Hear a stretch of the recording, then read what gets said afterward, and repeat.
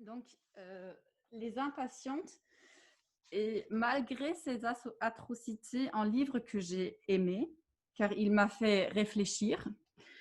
Il m'a appris plein de choses que je ne savais pas ou peut-être que je ne voulais pas savoir. Et il me fait quand même plaisir que la voix d'Amadou Amal Jaili soit entendue dans le monde parce qu'elle parle pour tant de femmes et de filles qui n'ont pas de voix et qui vivent réellement dans cette situation qui est décrite dans le livre. Voilà, donc lisez-le, ça vaut quand même la peine, même si c'est dur. Qui est Mes Fous de Jean-Pierre Martin, publié aux éditions de l'Olivier. Et un petit peu comme pour Les Impatientes, dans ce livre, on parle des gens qui n'ont pas vraiment de voix. Donc, c'est l'histoire de Sandor, un père de famille qui a 4 enfants et qui est en congé maladie. Il est en congé maladie parce que son médecin lui trouve une drôle de tête. Il lui dit arrête-toi, tu vas pas bien. Et pour Sandor, ça tombe assez bien parce qu'il va pouvoir s'adonner à sa passion ou à son obsession plutôt, qui est vraiment la folie. Donc on voit dans ce passage aussi que Sandor s'intéresse à ces fous. Et on se rend compte aussi dans le livre que les fous s'intéressent au moins autant à lui. Donc les fous, il les attire. Et on vient jusqu'à se demander si fou, eh bien, ne l'est-il pas aussi un petit peu? Ne nous le sommes pas tous? Est-ce que la société dans laquelle nous vivons ne nous force-t-elle pas un peu à le devenir? Et je pense vraiment que c'est un livre qui est aussi grave que drôle, mais surtout qui peut être une consolation dans les temps aussi que nous vivons en ce moment. Et c'est pour ça aussi que je conseille à tout le monde de le lire. Ça raconte en fait le massacre de Denise, qui est une octogénaire qui habite dans une petite maison au fond d'une impasse résidentielle dans une petite ville de la lointaine banlieue parisienne. Voilà, elle est cambriolée chez elle et elle est abattue. Et cette femme, c'est la sœur d'Irène Frein. Et donc, elle mêle assez bien, je trouve, assez habilement, ses souvenirs après qu'elle commence à raconter de son enfance avec sa sœur dans une petite famille très pauvre de Bretagne. Cette sœur qui va ensuite faire des études, la première de la famille, lui ouvrir la voie, qu'elle aussi puisse faire des études, puisse devenir écrivaine finalement. Cette sœur dont elle s'éloigne peu à peu, presque par ordre des médecins, suite au diagnostic des troubles bipolaires de sa sœur. Et puis tout ce qu'elle découvre après sa mort, donc que sa sœur, par exemple, a lu tous ses livres, qu'elle avait essayé de la contacter plusieurs fois, puis qu'elle avait abandonné, enfin tout ça. Et en même temps, elle raconte au présent sa rage, son impuissance, son combat en fait contre cette bureaucratie aveugle, qu'elle essaie de faire avancer les choses, qu'elle essaie d'empêcher le classement sans suite de cette affaire, de faire son deuil aussi, malgré toutes les incertitudes qu'elle a, sa relation très ambiguë avec la famille, qui est très avenante le jour de l'enterrement et puis dont elle n'entend plus rien parler après, même quand elle les contacte. Et tout ce qu'elle écrit au présent, en fait, c'est des extraits de ses carnets. Donc, c'est des choses qu'elle écrit quand elle n'arrive pas à dormir, quand elle est insomniaque, quand elle revient de chez son avocat qui dit bah, on ne peut rien faire, il faut attendre, quand elle va pas bien. Et c'est extrêmement brut, c'est vraiment un style très, très sec, très puissant.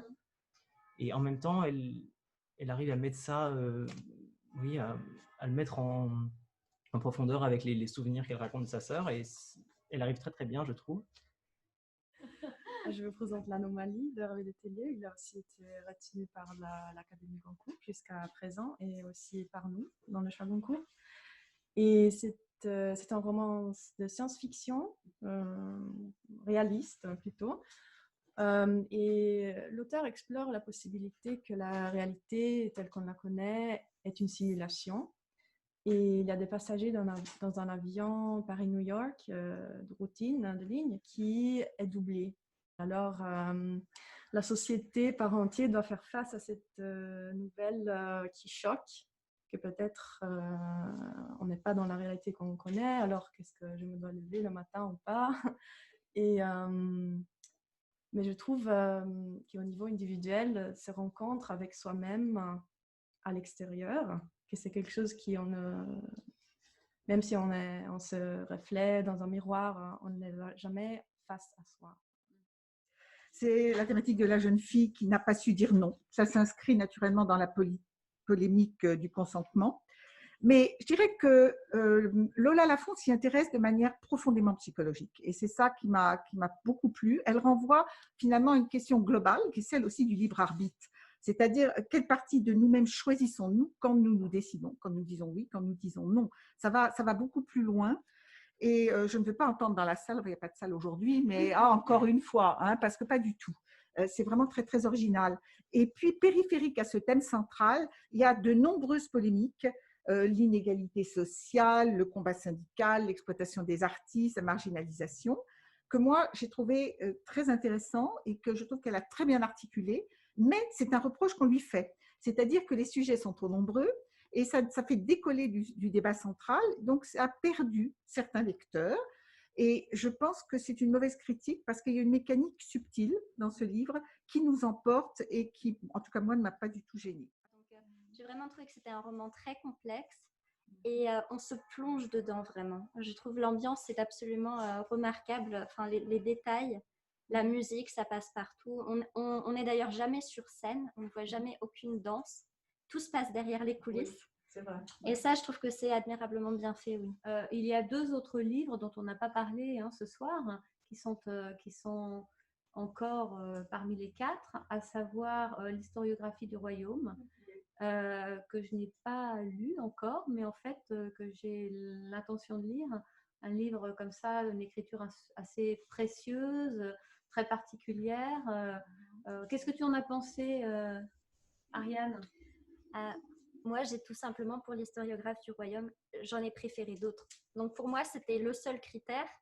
C'est un livre intéressant sur une période qu'on ne connaît pas, sur un poste, d'ailleurs un travail que l'on ne connaît pas beaucoup. Donc l'historiographe du royaume, c'est quelqu'un qui écrit ce qui se passe pendant le règne d'un monarque, et donc qui va suivre aussi depuis tout jeune, en fait, la même éducation que le monarque. Oui, je l'ai trouvé très bon, mais effectivement, moi, j'ai pas autant accroché que les autres. Par contre, Thésée, sa vie nouvelle, qui est aussi sélectionnée, ça, je l'ai trouvé excellent. Très, très intéressant à lire. Par contre, aussi très, très dur, très sombre, parce qu'il parle à la fois d'une conscience écologique naissante, de beaucoup de honte aussi, honte par rapport à la consommation, des sujets très, très forts de suicide, d'ailleurs.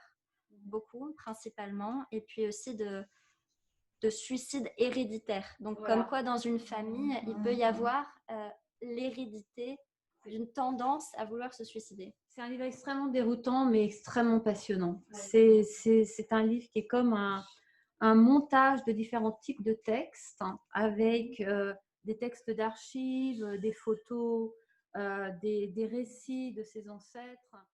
Donc voilà, vous dites les deux